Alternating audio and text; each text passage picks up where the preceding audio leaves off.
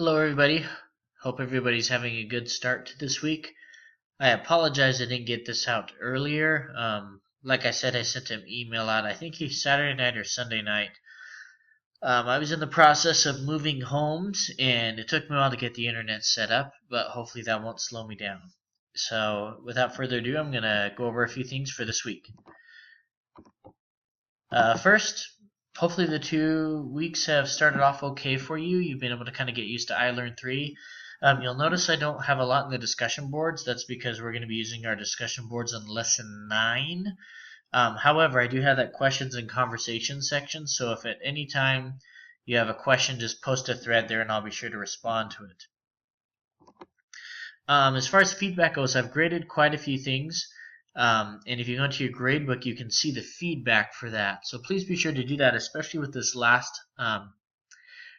week's assignments. I posted some feedback about your credo statements, which were excellent, and also on your analysis of the commercials. So please be sure you always read your feedback.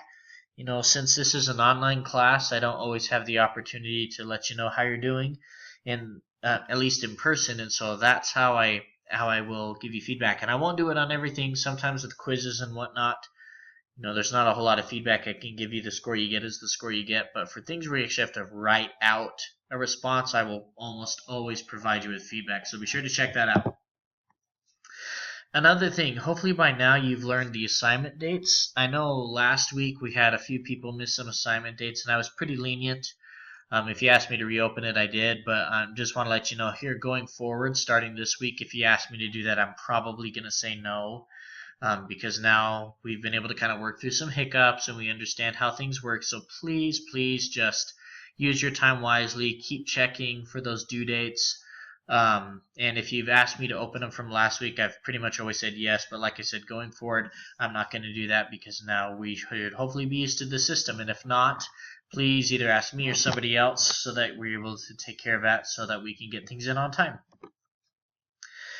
This week we're going to be talking a lot about analysis versus evidence, and I don't want to take a whole lot of time to talk about this, but essentially evidence is the proof that somebody uses to make a point or a claim or an argument, and the analysis is the explanation of how that evidence actually proves the point. So they're different things, right? You list your evidence, and then the analysis is where you describe how this evidence actually proves your point.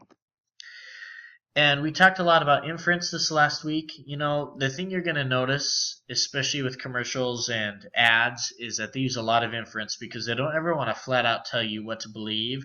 So they will infer some things. And so one of the things I asked a lot of you is, you know, what group were they specifically trying to target?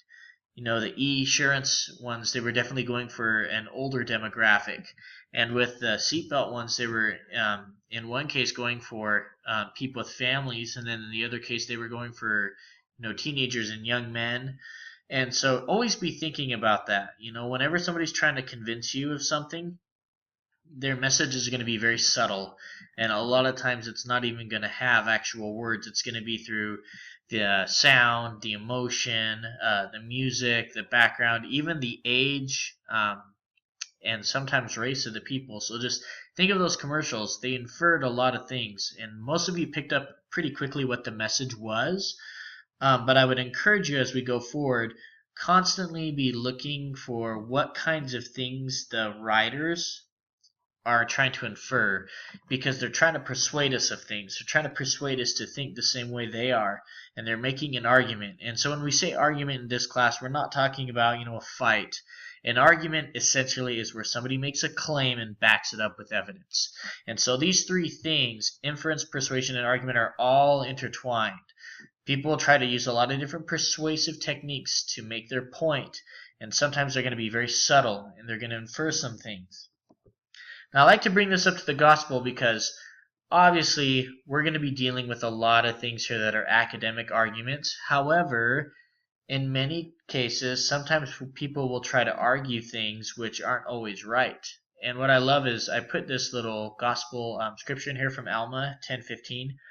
It says, "Now these lawyers were learned in all the arts and cunning of the people, and this was to enable them that they might be skillful in their profession." Now, obviously, we can make all kinds of jokes here about lawyers doing this, but when you think about it, a lot of the people during the times of the Book of Mormon were really good at persuading and arguing because they had mastered this craft of being cunning. Now, I'm not trying to say that inference, persuasion, and argument is always cunning, and in fact, many times the things here are really good. Many times we're trying to persuade or argue something that's righteous or that's correct. However, it's very interesting how this isn't always used for good, and I think it's on us as members of the church to be careful not to be easily swayed or to be easily persuaded when things like this happen. So if you want to ask me what I think one of the major lessons from this course is to learn how to be a good analyzer, how to be the kind of person who can, in any situation, analyze what somebody is trying to do to persuade them so that they can stop and decide for themselves, do I actually believe that? And in fact, some of the feedback, that's what I gave you. You analyzed the commercials perfectly, and then I said, okay, so now you tell me, do you agree with that or not? So for me, when I look at this scripture, it makes me think about how crafty and intelligent Satan actually is, and how many times he will craft messages and ideas and make them seem really logical and make them seem like they make all the sense in the world, even if, according to God's laws, they aren't. And so that's what I view as a hugely important lesson in this class, is learning how to analyze and break down these arguments so we don't get persuaded and wrapped into some of these cunning arguments that people will make. I brought this up because you're going to see this later this week. It's going to show you kind of how to break down somebody's argument. The first thing that people will do when they're trying to persuade us to believe something is they're always going to have a major question that they're trying to answer. And then they'll come up with a claim.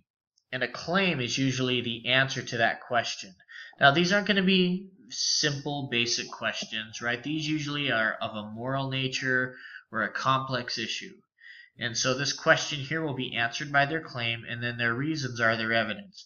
So this will support their claim, which will help them answer the question. You're going to be asked to actually do this with some of the articles, to break this down like this.